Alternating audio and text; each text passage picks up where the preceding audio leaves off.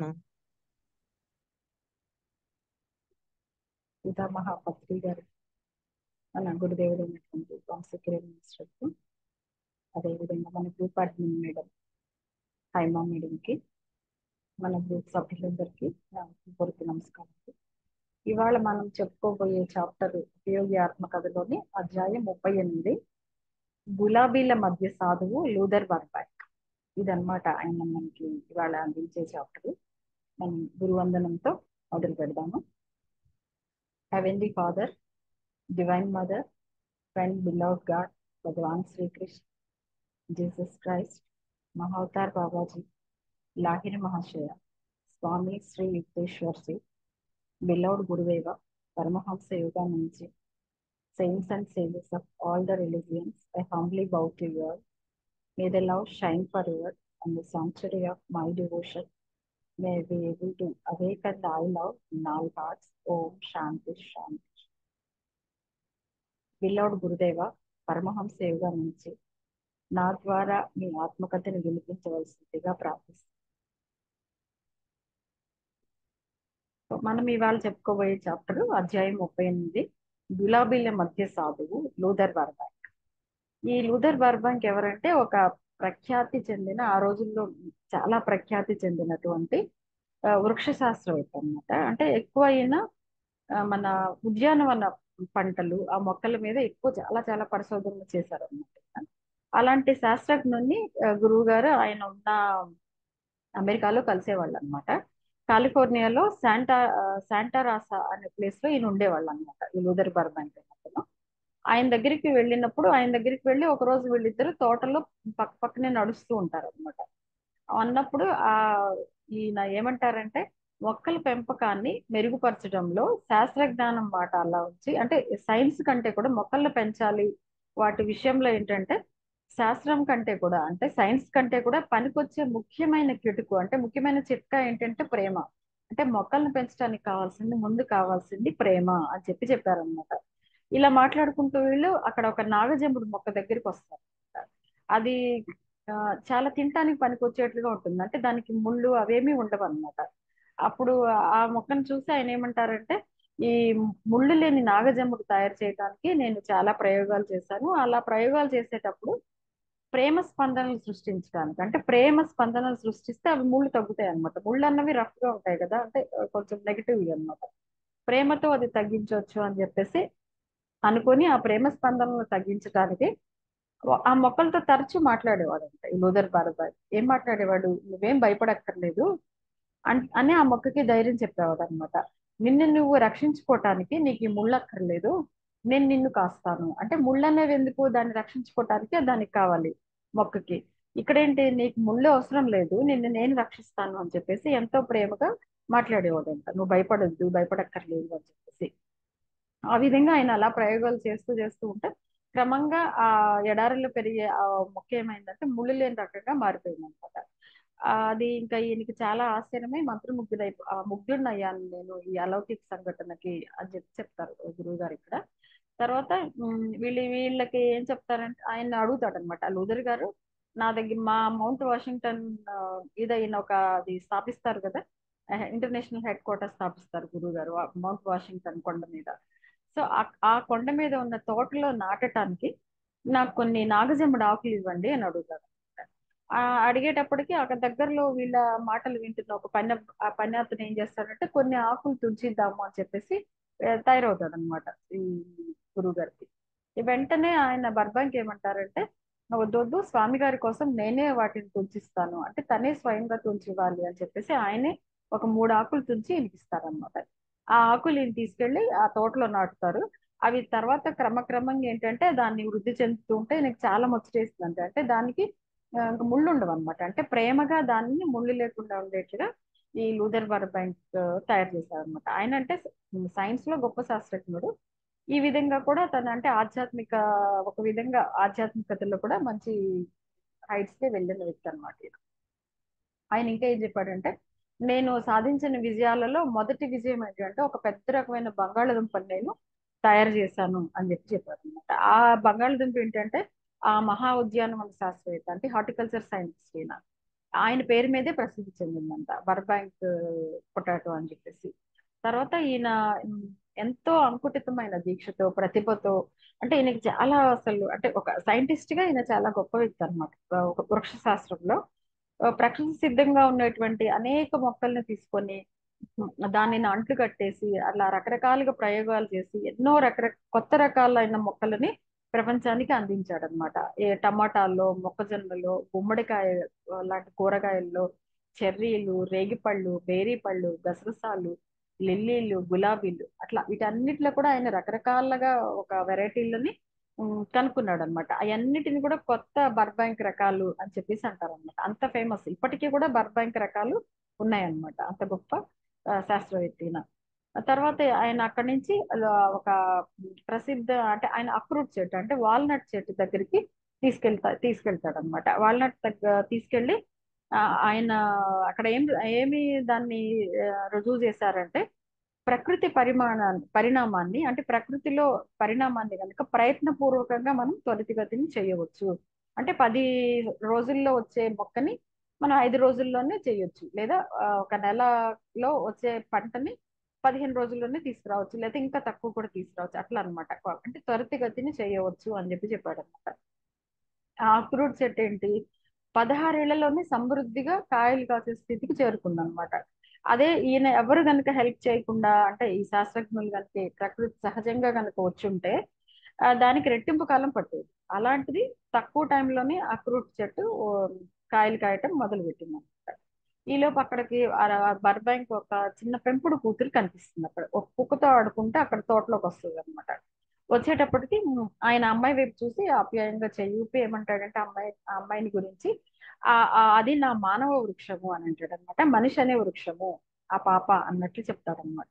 ఆయన ఏంటంటే నేను మానవ జాతిని ఒక బ్రహ్మాండమైన మొక్కలా చూస్తున్నాను అంటే ఇప్పుడు మొక్క ఇవ్వంగానే ఇది మానవ ఇవ్వంగానే వాళ్ళేం చెప్తారు కదా, మంచి మంచి లక్షణాలు ఇస్తే మంచిగా ఉంటది అట్లా అనమాట. అంటే ఈయన మానవ జాతిని కూడా ఒక మొక్క అని కనుక బ్రహ్మాండమైన మొక్కగా చూస్తున్నాను. దానికి కూడా అత్యుత్తమైన ప్రయోజనాలు నెరవేర్చాలంటే అది మంచిగా తయారవ్వాలనుకో ఆ మొక్క ఏం కావాల్సింది ఏంటంటే ప్రేమ. అదే విధంగా విశాలమైన ఆలు బయలు వల్ల కలిగే ప్రకృతి సహజమైన లాభాలు అంటే ప్రేమ ఉండాలి, ఎక్కువ ప్రకృతితో అనుబంధంలో ఉండాలి. ఇప్పుడు బయట ఆడుకుంటా చక్కగా అంటే ప్రకృతిలో మొక్కల్లో ఆమ్, అట్లా పెరగాలన్నమాట పిల్లలు అన్న వాళ్ళు కూడా. అట్లా గనక ఉంటే ఆమ్, అది తెలివిగా అంటికట్టడం అంటే దానికి కావాల్సిన లక్షణాలని మనం వాళ్ళకి అలవాటు చేయాలన్నమాట. అలవాటు చేసి కనుక ఆ అలవాట్లని ఇంకా పెంచి పోషిస్తే ఎంపిక చేసుకుంటే ఆ, వాళ్ళు ఎలా తయారవుతారంటే అద్భుతమైన ప్రగతిని సాధిస్తారు అని చెప్తాడనమాట. అంటే వృక్షాలైతే ఎలాగైతే అంటుకట్టి ఎంపిక చేసుకుంటే ఎలాగా మంచి పరిణామాలు మొక్కల్లో వచ్చి మంచి మంచి పళ్ళు పూలు చేరు వస్తాయో, అట్లాగే పిల్లలకు కూడా ప్రేమనిచ్చి మంచి ప్రకృతితో సంబంధం ఉండేట్లుగా చేసి వాళ్ళని సాదాగా మంచిగా అంటే హేతుబద్ధంగా జీవించడానికి నియమాల ప్రకారం వాళ్ళకి నేర్పినట్లయితే ఆరోగ్యవంతము సుఖవంతముగా వాళ్ళు తయారవుతారు. ఆ ప్రపంచం కూడా అలా తయారవుతుంది. అదే ఆశతో నేను ఎదురు చూస్తూ ఉన్నాను అని చెప్తారు. అంటే మనుషులకు కూడా ఒక రకమైన క్రమశిక్షణ ఉండాలి అన్నట్లుగా ఈయన చెప్తారనమాట. మనం అందరం కూడా ప్రకృతికి దగ్గరగా వెళ్ళాలి. అంటే ఎంత దగ్గరగా మనం ప్రకృతికి వెళితే అంత దగ్గరగా మనము ఆ దైవానికి దగ్గర అవుతాము. ప్రకృతి దైవానికి దగ్గర అవ్వాలి, మనం ప్రకృతికి దగ్గర అవ్వాలి, ప్రకృతి దైవానికి దగ్గర అయ్యాలి.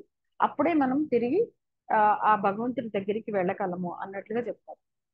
ఆ అందుకే ఎందుకంటే ఇప్పుడు చూడండి యోగులు వాళ్ళందరూ కూడా ప్రకృతిలోనే ఉంటారు. ధ్యానం అవి కూడా ప్రకృతిలో చేసుకోండి, యోగా అట్లాంటివి అట్లా చేయండి అంటారు కదా. అంటే మనం ప్రకృతికి ఎంతో దగ్గరగా ఉంటే ఆ డివైన్ ఫోర్స్ కి ఆ దివ్య శక్తికి మనం అంత దగ్గరగా వెళ్ళగలం అనమాట. అదే ఈ శాస్త్రవేత్త అయినా సరే ఈయన కూడా అది గమనించారనమాట.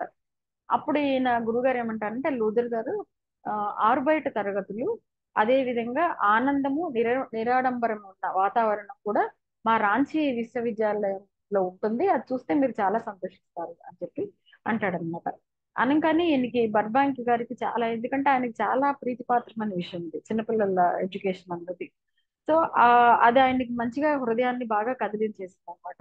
ఆయన కళ్ళల్లో ప్రశాంతమైన ఆయన కళ్ళల్లో ఎంతో ఆసక్తి కనిపించిందంట ఈ విషయం మీద. అంతే ఇంకా ఎక్కువ చాలా ప్రశ్నలు వర్షం కురిపించారంట ఆయన, రకరకాల ప్రశ్నలు అన్ని వేశారనమాట.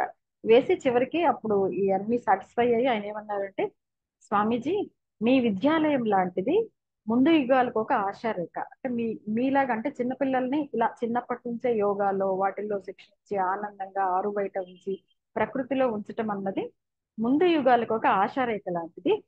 అదేవిధంగా పిల్లల్ని ప్రకృతి నుంచి విడదీసి వాళ్ళలో వ్యక్తిత్వ వికాసానికి కుంటుపరిచి పరిచేటటువంటి ఈ సమకాలీనమైన విద్యా వ్యవస్థ అంటే నాకెంతో వెలపరము. అంటే నాకు చాలా వెగటుగా ఉంటుంది అదంటే. ప్రకృతితో సంబంధంగా ఉండే పిల్లల్ని సాదాగా పెంచి ఆనందంగా ఉంచేది నాకు మంచి ఇది. ఎందుకంటే ఆనందం అంటే ఇప్పుడు పిల్లలు చూడండి, ఎప్పుడు వాళ్ళ పుస్తకాలు చదువుకోవటము అంతే, ఎప్పుడు ఆ ఇరుకు గదుల్లో ఉండటము, పుస్తకాలు చదువుకోవటం, ఎప్పుడు రాసుకోవటం, ఒక ఆటలు పాటలు ఉండట్లేదు కదా. అట్లా అట్లా కాకూడదు అన్నట్లుగా ఈయన చెప్తూ ఉంటారు అనమాట.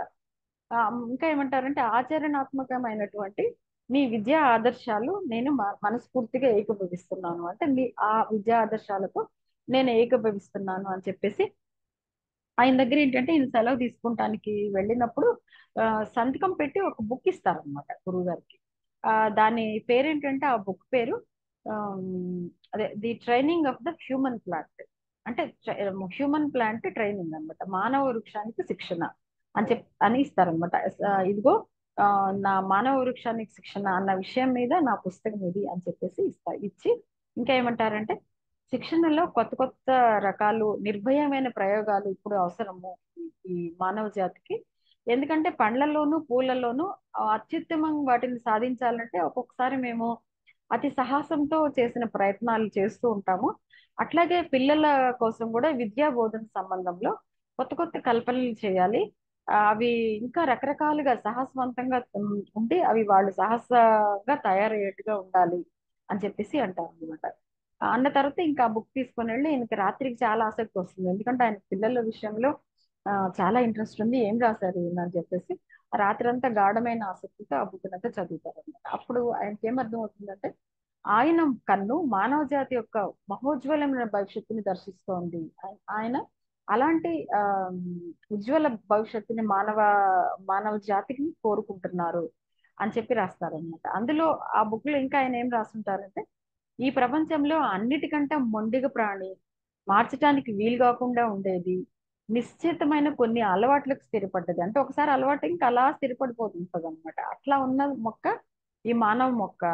ఈ మొక్క ఏంటంటే యుగ యుగాలుగా తన వ్యక్తిత్వాన్ని అంటే ఇట్లా ఉండటాన్ని నిలుపుకుంటూ వస్తూ ఉంది. అంటే ఎప్పుడు ఎట్లా ఉంటుంది, మొండిగా ఉంటుంది, మార్చడానికి వీలు కాకుండా ఉంటుంది, నిశ్చయమైన కొన్ని అలవాట్లకి స్థిరపడి ఉంటుంది అనమాట.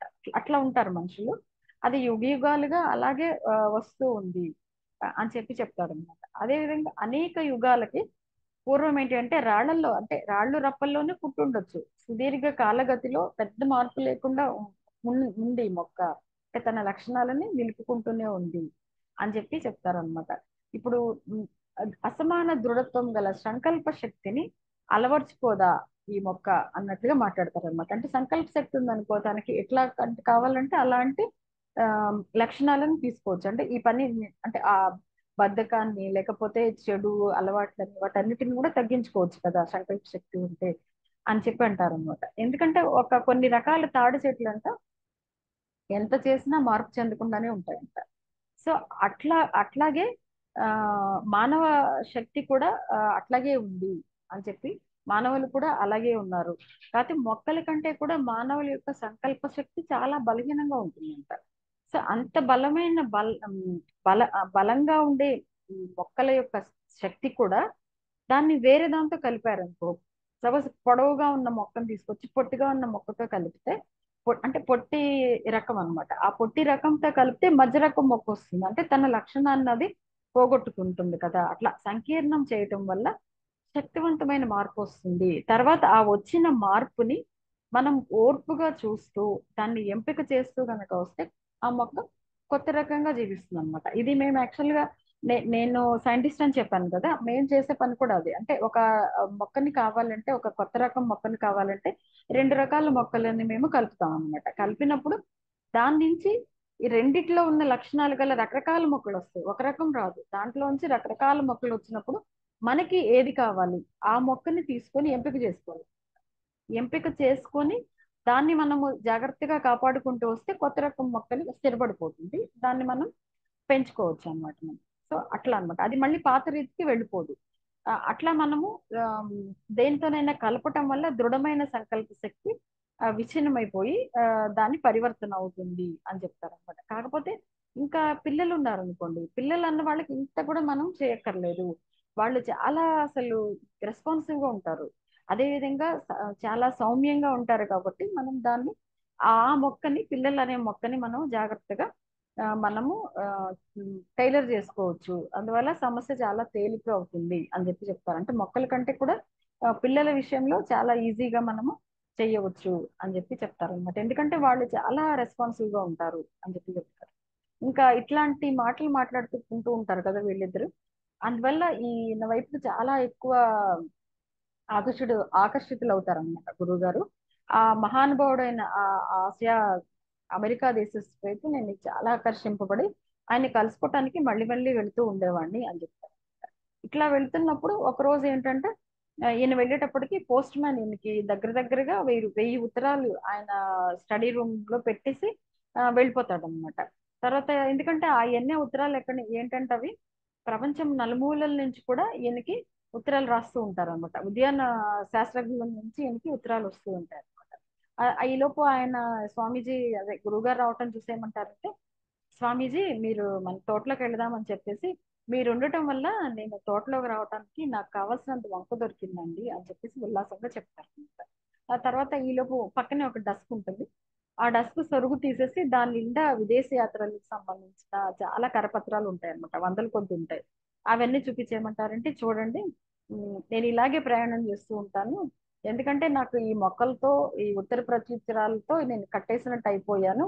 అందువల్ల ఏంటంటే నేను ఎక్కడికి వెళ్ళలేను. ఈ బొమ్మల్ని చూసేసి విదేశీ యాత్రల మీద నాకున్న మక్కువని తీర్చుకుంటూ ఉంటాను. నా కోరికను తీర్చుకుంటాను ఇట్లాగా అని చెప్పేసి అంటారు. అలా మాట్లాడుకుంటూ బయటకు వస్తే ఆయన గేట్ దగ్గర గురుగారు ఎక్కువ వచ్చిన కారు ఉంటుంది. ఆ కారులో వాళ్ళు ఆ చిన్న చిన్న రోడ్లు వెంబటి ఊళ్ళో చిన్న ఊరు అది. ఆ ఊర్లో ఆ రోడ్ల వెంబడి ఆ కారులో తిరుగుతారు. తిరుగుతున్నప్పుడు బోల్డన్ని అక్కడ తోటలు కనిపిస్తాయి. ఆ తోటలన్నిటిలో కూడా ఈ బర్బాంక్ డెవలప్ చేసినటువంటి గులాబీలు రకాలన్నమాట. శాంటా రోజా, పిచ్ బ్లో, బర్బాంక్ అనే గులాబీ రకాలు పెరుగుతూ ఉంటాయి. చాలా ముచ్చటగా ఉంటుంది అనమాట. అదే విధంగా మళ్ళీ ఈయన క్రియదీక్ష గురించి కూడా కొంచెం డిస్కస్ చేస్తారనమాట. ఎందుకంటే ఈయన కొత్తగా పరిచయం అయినప్పుడు ఆ ఈ మహాశాస్త్రవేత్తకి ఈయన క్రియదీక్షను కూడా ఇస్తారనమాట. అంటే ఆయన దగ్గర ఈ ఆ ధ్యానాన్ని నేర్చుకుంటారనమాట బర్బాయింతో. అప్పుడు చెప్తారనమాట, స్వామీజీ నేను దీక్షగా యోగ సాధన చేస్తాను అని చెప్పేసి చెప్తారనమాట.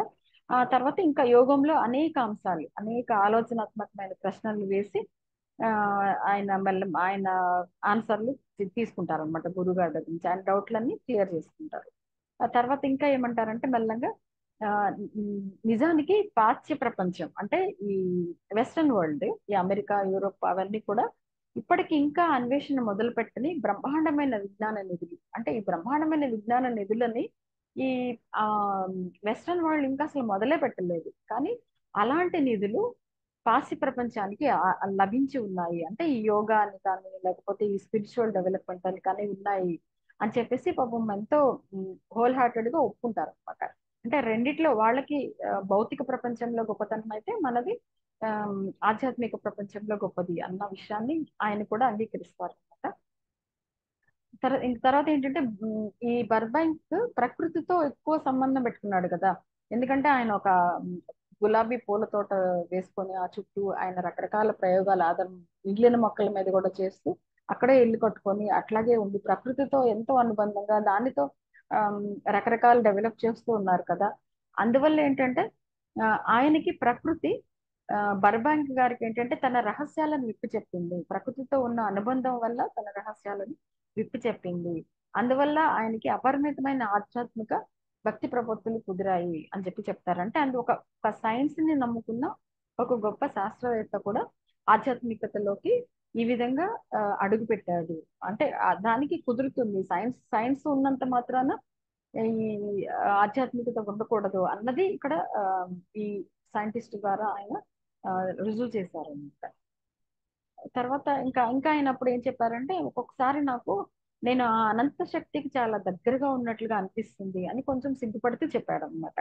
ఆయన మొహంలో ఏంటంటే ఒక అంటే ఎగ్జైట్మెంట్, ఆ సుందరమైన ఆయన మొహంలో ఒక ఎగ్జైట్మెంట్ కనిపించిందంట ఆ పాత జ్ఞాపకాల వెలుగులో. ఆ తర్వాత ఇంకా అట్లా నాకు అనంత శక్తికి దగ్గరగా ఉన్న ఫీలింగ్ వచ్చినప్పుడు అప్పుడు నేను నా చుట్టూ ఉన్న రోగుల్ని, జబ్బు పడ్డ చాలా మొక్కల్ని కూడా నయం చేయగలిగాను. అంటే ఆ ఆయనకి అది అర్థమైంది. అనంత శక్తికి ఎప్పుడైతే తన దగ్గరగా అవుతాడో తన చుట్టూ ఉన్న రోగులని మొక్కలని కూడా నయం చేయగలిగాను అన్న విషయము ఆయన తెలుసుకోగలిగారు అనమాట.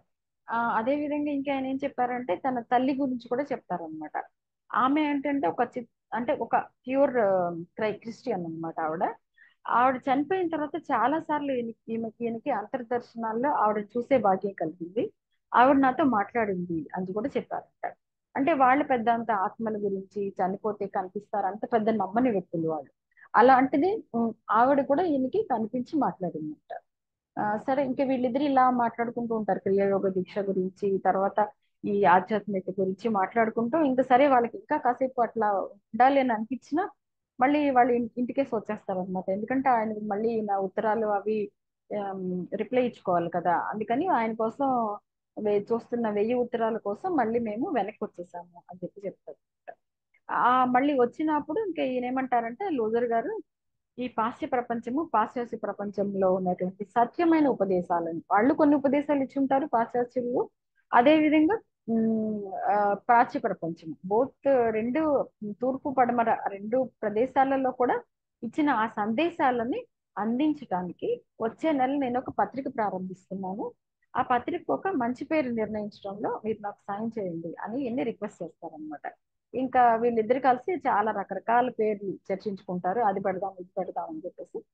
చివరికి వీళ్ళు ఏం పెడతారంటే దానికి ఈస్ట్ వెస్ట్ అన్న పేరు ఒకటి ఇద్దరు కలిసి డిసైడ్ చేసుకుంటారు అనమాట. ఇద్దరికి యాక్సెప్టబుల్ అయిపోతుంది అది. తర్వాత కాకపోతే ఈ ఈస్ట్ వెస్ట్ అన్న పత్రికని సెల్ఫ్ రియలైజేషన్ న్యూస్ లెటర్ అన్నట్లుగా వీళ్ళు తర్వాత మారుస్తారు, ఆయన మారిపోతుంది. అప్పుడు మాత్రం ఫస్ట్ పెట్టింది తూర్పు పడమ అంటే ఈస్ట్ వెస్ట్, తూర్పు పడమర అన్న పేర్లు పెట్టాలని వీళ్ళిద్దరూ డిసైడ్ చేసుకుంటారు.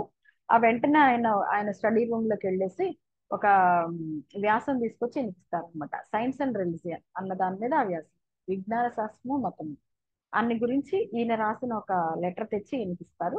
ఇవ్వగానే ఈయనకి థ్యాంక్స్, కృతజ్ఞత పూర్వకంగా ఏమంటారంటే ఇది నా ఈస్ట్ వెస్ట్ పత్రికలో ప్రారంభ సంచికలో వస్తుంది అని చెప్పేసి చెప్తారు. తర్వాత ఒక్కసారి ఈ లూథర్ బర్బైక్ డిసెంబర్ 22, 1924లో ఒకసారి ఒక లెటర్ రాస్తారనమాట.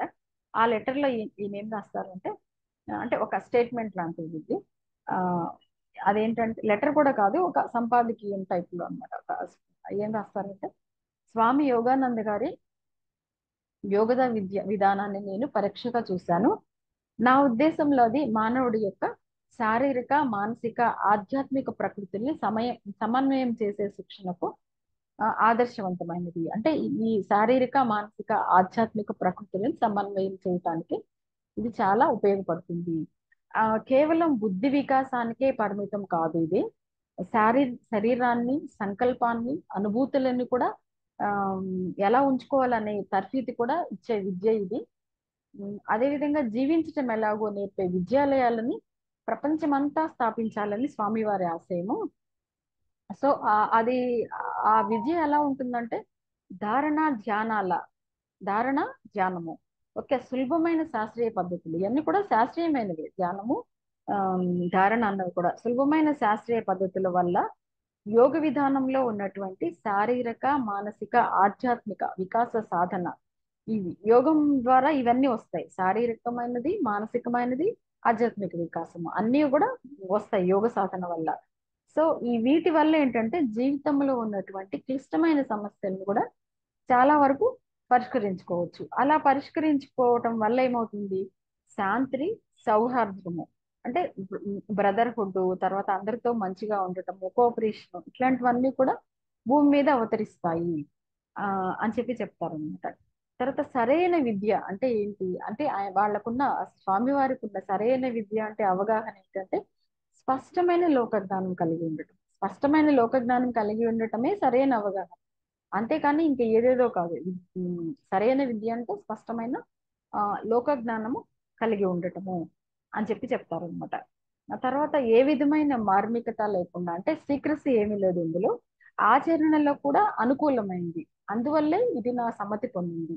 అంటే నేను ఇట్లాంటి విద్యను ఎందుకు యాక్సెప్ట్ చేశాను అంటే, ఇది ఏమైనా దీంట్లో ఏమీ సీక్రెట్ లేదు. తర్వాత దీని శాంతిని, సౌహృద సౌభ్రాతత్వాన్ని భూమి మీదకి అవతరింప చేస్తుంది ఇట్లాంటి విద్య. అందువల్ల నా సమ్మతి పొందింది.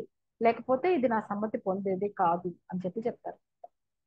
అదే విధంగా జీవన కళకు, అంటే జీవించే కళకు సంబంధించిన అంతర్జాతీయ విశ్వవిద్యాలయాలు స్థాపించాలని ఆమ్, ఆ, విజ్ఞప్తి చేస్తూ ఉంటారు. ఈయన అట్లాంటివి చెయ్యాలి అని చెప్పేసి స్వామివారు చెప్తూ ఉంటారు. అట్లాంటి వాళ్ళతో నేను కలవటం అన్నది నాకు చాలా, అంటే అలాంటి అవకాశం, అలాంటి వ్యక్తిని కలిసే అవకాశం నాకు రావటం అన్నది నాకు చాలా అదృష్టము. నేను దానికి సంతోషిస్తున్నాను అని చెప్తారనమాట. అట్లాంటి విశ్వవిద్యాలయాన్ని కనుక స్థాపించినట్లయితే, అంటే ఎలా ఎలా జీవించాలి అన్న విశ్వవిద్యాలయాన్ని కనుక స్థాపించినట్లయితే ధర్మరాజ్య స్థాపనకి అవి చక్కగా తోడ్పడతాయి. అంటే ధర్మ స్థాపనకి అవి తోడ్పడతాయి అని చెప్తారనమాట. అని సైన్ చేసి ఇస్తారనమాట. తర్వాత ఈయన, సరే వీళ్ళిద్దరికి ఏంటంటే మంచిగా చాలా వీళ్ళకి ఫ్రెండ్షిప్ బాగా గాఢతరం అవుతుంది అనమాట. అట్లా అయినప్పుడు ఏంటంటే ఈయన బర్బాంక్ అని అనేవాళ్ళు, అంటే ఆమ్, అమెరికన్ సెయింట్ అని పిలిచేవాళ్ళు అంట. అమెరికన్ సెయింట్ అని పిలిచేవాళ్ళు. ఆయన ఎలా ఉండేవాళ్ళు అంటే, ఏ కపటము లేని మనిషిని చూడండి అని ఒక వాక్యం ఉంటుందన్నమాట బైబిల్లో. ఆ వాక్యానికి ఉదాహరణలాగా ఉండేవాళ్ళంట ఆయన. ఎందుకంటే ఆయనలో వినయము, ఓర్పు, త్యాగము చిరకాలంగా ఆయనకు అలవాటయ్యింది, ఆయన లక్షణాలు అవి. అందువల్ల ఆయన హృదయం అంతుపట్టనంత లోతుగా ఉండేది. తర్వాత గులాబీల మధ్య, అంటే గులాబీ తోటలో ఆయన ఇల్లు ఎంతో నిరాడంబరంగా ఉండేది. ఎందుకంటే ఆయన గొప్ప సైంటిస్ట్, ఆయన సంపాదించుకోగలరు డబ్బులు కూడా. ఆయన రకరకాల వెరైటీలు కనుక్కున్నారు. అవన్నీ అమ్ముకున్న ఆయనకి డబ్బులు వస్తాయి. కానీ ఆయన ఇల్లు చాలా నిరాడంబరంగా అట్లా ఉండేది అనమాట. ఆయనకి విలాసాల యొక్క వ్యర్థత, అంటే విలాసం చేయటం అన్నది ఎంత వ్యర్థమైనదో తెలుసు. అదే విధంగా కొద్దిపాటి వస్తువులు ఉంటే ఆనందం ఎలా ఉంటుందో అన్నది కూడా ఆయనకి తెలుసు. అంటే విలాసంగా లేకుండా చాలా సింపుల్ గా ఉండేవాళ్ళు సైంటిస్ట్. ఆ తర్వాత శాస్త్ర రంగంలో తనకి, ఆయన మరి ఎంతో గొప్ప సైంటిస్ట్ కాబట్టి ఎంతో కీర్తి వచ్చేది. అలాంటి కీర్తిని ఆయన భరించేటప్పుడు కూడా ఆయన చాలా నమ్రతగా ఉండేవాళ్ళంట. అలా ఉన్నప్పుడు ఈయనకేమనిపించదు అంటే, ఆయన్ని చూస్తే పండే పండే పళ్ళ బరువుతో వంగిన చెట్టు గుర్తుకొచ్చేదంట పదే పదే ఈయన చూస్తున్నప్పుడు. అంటే పండే పళ్ళ బరువుతో, అంటే అంత మంచి మంచి ఉన్నా సరే ఆయన అంత నమ్రతగా ఒదిగి ఉండేవాళ్ళంట. అదే విధంగా పస లేకుండా డాంబికంతో తలపైకి ఎగరేస్తూ ఉంటుంది. ఎందుకంటే గొడ్డుబోతు చెట్టు మాత్రమే అట్లా ఉంటుంది అని అంటారు. తర్వాత ఈయన 1926లో చనిపోతాడు. చనిపోయినప్పుడు ఈయన న్యూయార్క్ లో ఉంటారన్నమాట గురువు గారు. ఈయనకి పాపం, ఆయనకి చాలా బాధేస్తుంది, నా ప్రేమిత్రుడు గతించాడని చెప్పేసి ఆయన కళ్ళ నీళ్లు పెట్టుకుంటారు అనమాట. పెట్టుకొని ఏమనుకుంటాడంటే, అయ్యో మరొకసారి నేను ఆయనకు దర్శనానికి ఆ ఇక్కడి నుంచి శాంటా రోజా దాకా ఉన్న దూరమంతా సంతోషంగా కాలినడకన వెళ్ళేవాడిని కదా అని బాధపడతారనమాట. ఒక 24 అవర్స్ చనిపోయాడని తెలిసినప్పుడు ఈయన 24 అవర్స్ ఆయన కార్యదర్శులకి, అంటే సెక్రటరీలకు కానీ, ఆయన దగ్గరికి వచ్చే సందర్శకులకి, అంటే ఎవరైనా విజిటర్స్ వస్తారు కదా చూడటానికి, వాళ్ళకందరికి కూడా దూరంగా ఉంటారు. ఉండేసి తలుపులు మూసుకొని ఏకాంతంగా ఉంటారన్నమాట. అంటే ఆయన ఆత్మతో ఈయన మాట్లాడుంటారు. అదంతా మనకేం చెప్పరు. ఆయన కోసం, ఆయన ఆత్మకు సద్గతి కలగాలని ప్రార్థించి మెడిటేషన్ అది చేస్తుంటారు. ఆయనతో మేము మాట్లాడవచ్చు బహుశా. అది ఇక్కడ ఏం చెప్పరు అనమాట. నెక్స్ట్ డే ఏం చేస్తారంటే, ఆ లూథర్ గారి యొక్క పెద్ద ఫోటో తీసుకొని ఆ దానికి ఎదురుగా పెట్టుకొని వైదిక కర్మకాండని జరిపించారు. అంటే మన హిందూ ధర్మశాస్త్రాల ప్రకారం కర్మకాండని చేశారనమాట. అందులో ఉన్న అమెరికన్ శిష్యులు ఉంటారు కదా గురువు గారికి, వాళ్ళల్లో కొందరికి హిందూ వేషధారణ వేయించేసి పాంచభౌతిక తత్వాలకు అవి అంటే ఈ పంచభౌతిక, అంటే నిప్పు, నీరు, వాయువు అన్ని ఉంటాయి కదా, ఆ పాంచభౌతిక తత్వాలని అనంత సత్తలో తిరిగి లయం కావటానికి ప్రతీకలైనటువంటి పూలతో, నీళ్లతో, నిప్పుతో శ్రద్ధాంజలి ఘటిస్తూ మంత్రపఠనం చేయించారంట వాళ్ళ ఆ శిష్యులతో. ఆ తర్వాత ఆ బర్బాయి గారి భౌతిక కాయం ఏంటంటే, ఆ శాంటా రోసాలోని ఒక తోటలో, అంటే ఆయన సొంత తోటలోనే ఒక దేవదారు వృక్షం కింద ఆయనే పాతి పెట్టినటువంటి, అంటే పెంచినటువంటి దేవదారు వృక్షం కింద పూడ్చిపెట్టారంట. అప్పుడు గురుగారు ఏమంటారంటే, నా దృష్టిలో ఆయన ఆత్మ విప్పారిన కళ్ళతో ప్రతి పువ్వులోనూ ప్రతిష్ఠితమై ఉంది. అక్కడ ఆయన శరీరాన్ని అక్కడ పెట్టారు కానీ ఆయన ఆత్మ ఈ ప్రతి పువ్వులోనూ ప్రతిష్ఠితమై ఉంది. ఆయన కొంతకాలం ఈ ప్రకృతి యొక్క విశాల తత్వంలో ఉండటానికి వెళ్ళారు. కానీ ఆయన వీచే గాలిలో ఆయన ఆడట్లేదా, పొడచూపే తొలిపొద్దులో ఆయన నడయాడటం లేదా అని క్వశ్చన్ వేసుకుంటారు అనమాట. అట్లా ఉన్నారు కదా అనుకుంటారు అనమాట. ఆ తర్వాత ఇంకా ఏంటంటే ఆయన పేరు ఇప్పుడు సామాన్య వ్యవహార భాషలోకి వచ్చేసింది అనమాట. బర్బాంక్ అన్నది వెబ్స్టర్ డిక్షనరీలో కూడా న్యూ ఇంటర్ వెబ్స్టర్ డిక్షనరీలో ఆ బర్బాంక్ అన్న శబ్దాన్ని సకర్మక క్రియగా చేర్చారనమాట. దానికి అర్థం ఏంటంటే సంకరణం చేయటం, అంటే మొక్కలలో వాడతారు అనమాట. ఇది మొక్కల ప్లాంట్ సైన్స్ లో వాడతారు సంకరణం చేయటం అన్న, అంటే రెండు మొక్కలన్నీ కలపటాన్ని సంకరణం అంటారు, లేదా అంటు కట్టటాన్ని అనే మీనింగ్ తో ఈ పదాన్ని వాడుతున్నారు అనమాట, బర్డ్ బ్యాంక్ అన్న పదాన్ని. ఆ దాని అర్థం ఇంకా ఇంకా క్లియర్ గా చెప్పాలంటే మంచి లక్షణాలను ఎంపిక చేసి చెడ్డ వాటిని తిరస్కరించడం, లేదా మంచి లక్షణాలను చేర్చి ఒక మొక్కని కానీ సంస్థని కానీ ఒక దేనైనా సరే మెరుగుపరచడం అన్న మీనింగ్ లో ఈ బర్డ్ బ్యాంక్ అన్న పదాన్ని వాడుతున్నారు అనమాట. అప్పుడు ఆ నిర్వచనం చదివినప్పుడు ఈ వెబ్స్టర్ డిక్షనరీలో ఈయన వల్లే ఆ పదం వచ్చింది అనమాట. ఎందుకంటే ఆయన మొక్కలను అలా చేసేవాళ్ళు కదా, ఆమ్, చెడు లక్షణాలను తీసేసి మంచి లక్షణాలు ఉన్న మొక్కలను పెంచేవాళ్ళు కాబట్టి. సో అది చదివినప్పుడు ఈయన కళ్ళనీళ్ళు పెట్టుకున్నారంట. ప్రియమైన బర్బాంక్, ఇప్పుడు మీ పేరే మంచితనానికి మారు పేరైంది అని చెప్పి అనుకున్నారండి ఈయన. ఇది ఈ బర్బాంక్ గారి గురించి గురుగారు మనకి చెప్పిన చాప్టర్ అన్నమాట. ఇక్కడ ఏంటంటే ఈయన బర్బాంక్ అన్న ఆయన ఒక గొప్ప వృక్షశాస్త్రి, కానీ అలాంటి వ్యక్తి కూడా ఆధ్యాత్మికంగా ప్రోగ్రెస్ అయ్యాడు. అంటే ఈయన గురువు గారి యొక్క బేసిక్ ఆయన లైఫ్ పర్పసే అది కదా. ఆయన ఆయన పర్పస్ ఏదంటే వెస్ట్రన్ కంట్రీస్ కి వెళ్ళి వాళ్ళకి ఆ భౌతికవాదంలో ఎక్కువ ఎంతో గొప్ప డెవలప్ అయిన వాళ్ళకి ఈయన ఆధ్యాత్మికతని బోధించాలి. ఇక్కడ ఆ రెండు ఆయన పర్పస్ కూడా ఈయన ద్వారా నెరవేరింది, ఈయనకి నేర్పించారు కూడా. ఇంకా బర్బాంక్ వాళ్ళు మనకు చెప్పింది ఏంటి, ఏదైనా సరే మొక్క దగ్గర అయినా పిల్లల దగ్గర అయినా ముఖ్యంగా ఉండవలసింది ఏంటి, ప్రేమని కనుక అందించినప్పుడు ఆ మొక్కలైనా సరే పిల్లలైనా సరే మంచిగా డెవలప్ అవుతారు. అదే విధంగా పిల్లలకు కూడా ప్రకృతితో ఎక్కువ మనం అనుసంధానం అయ్యేట్టుగా చెయ్యాలి వాళ్ళని. అదే విధంగా వాళ్ళు చాలా ఆనందంగా ఉండేట్టుగా ఉంచాలి. ఒక క్రమశిక్షణ యోగా ధ్యానము అట్లా నేర్పటం వల్ల మిగిలిన మంచి మంచి నేర్పటం వల్ల ఒక క్రమశిక్షణగా తయారై మంచి ఆ, మానవ జాతి అన్నది మంచిగా అవుతుంది, నెక్స్ట్ జనరేషన్స్ కి మంచిగా అభివృద్ధి చెందుతుంది అని చెప్పేసి ఇక్కడ చెప్పారనమాట. సో ఇక్కడ ఏంటంటే ఎంత శాస్త్రజ్ఞులైనా కూడా ఆధ్యాత్మికతని వాళ్ళు ఫాలో అవ్వచ్చు, ఎవరైనా సరే ఫాలో అవ్వచ్చు.